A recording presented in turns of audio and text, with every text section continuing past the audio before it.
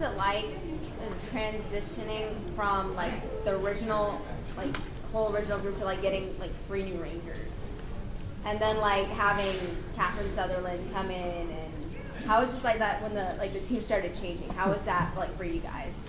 It was. I thought it was. I mean, it was different. You know, we all started. I'd say they started before me. I mean, but we all started at the same time. They were filming before I was, and all that stuff.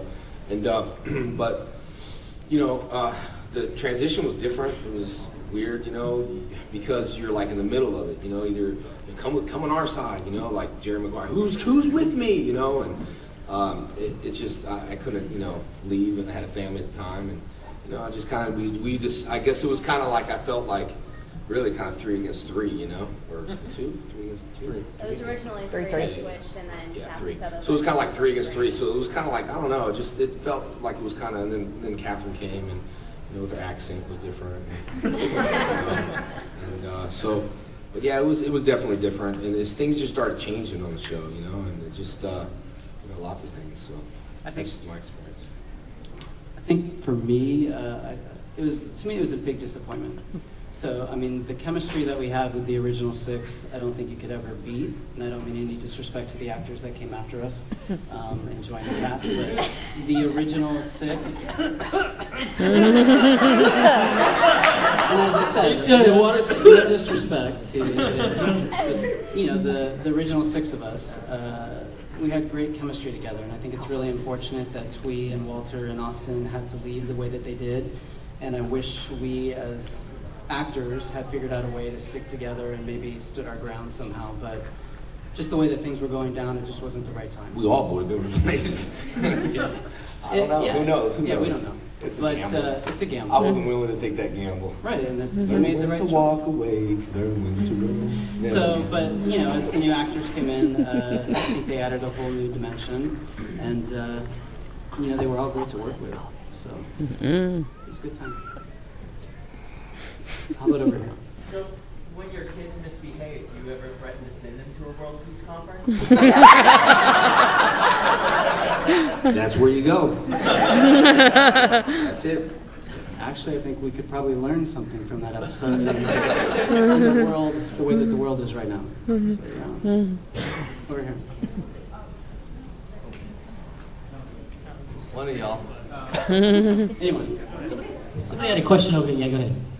Okay, when the fans started responding more to Vulcan Skull, was there any kind of shift in the atmosphere between your Power Rangers viewing of it, receiving these auxiliary characters more so than... Is that directed to... I think that was you guys, yeah. Well, hey, you win a prize. I actually have a picture of me with Vulcan Skull. Aww. Even better, 2 for 1! It just keeps getting better. So Vulcan Skull, I think, added a great amount of humor to the show.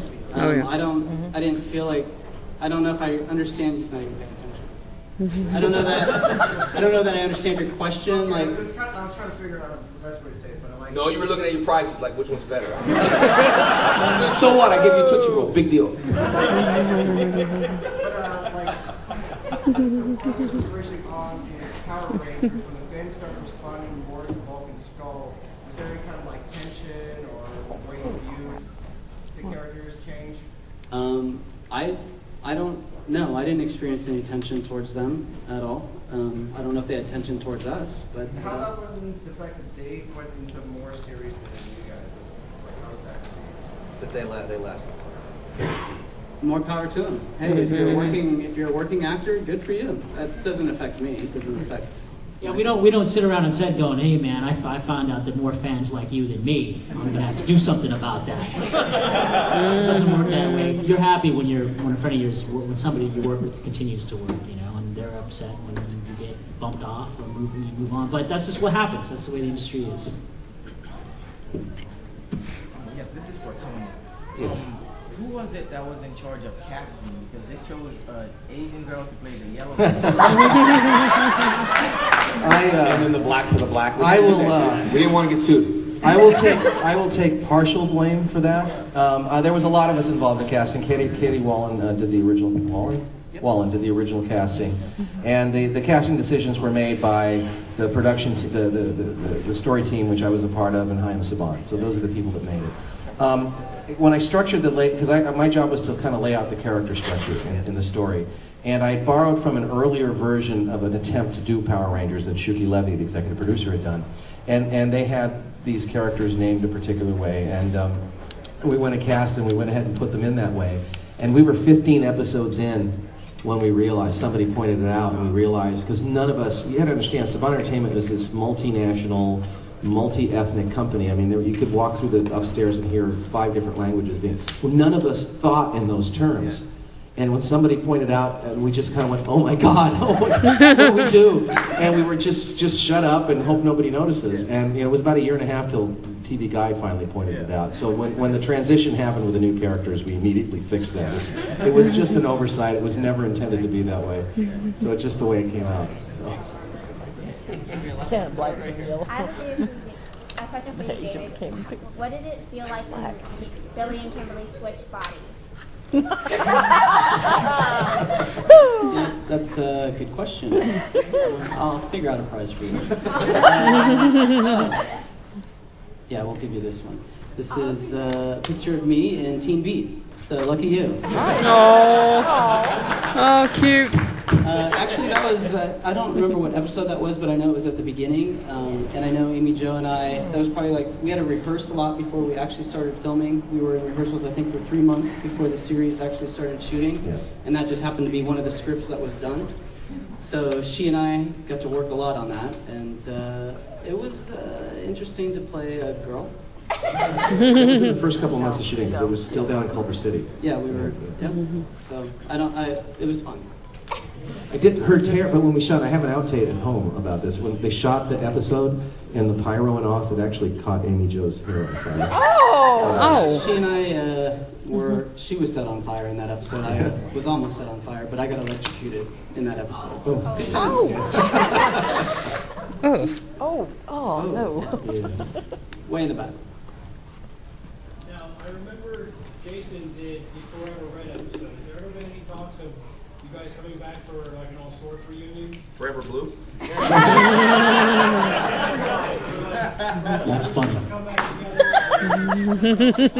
Forever Red episode. Has there ever been any ideas, talks around like that? For the group getting back together? Well, I don't know. Disney had their own way of doing things, so now it's in Saban's hand again. Saban's got it back. Some of the executive producers, did I cut you off? No, because go ahead. Some of the same original executive producers are back in Yeah, Jonathan's game. back. Yeah. Jonathan's back, so who knows? Yeah, and they just hired me. I'm writing on the show again. And I can tell you in the next 20 episodes, no, they're not doing that. So what he's saying is, if you don't like the story, this is the guy. No. This is the guy. I'm not in charge of it. Yes, we're bringing back charges like me, Dan, everyone up here. Yep, he's the guy. So, hey, you got your hacking system hack. No, I'm just kidding. I'm really not, but she had a lot of coffee. They're about to produce 20 more episodes. They roll cameras in September. It'll be on Nickelodeon later this year.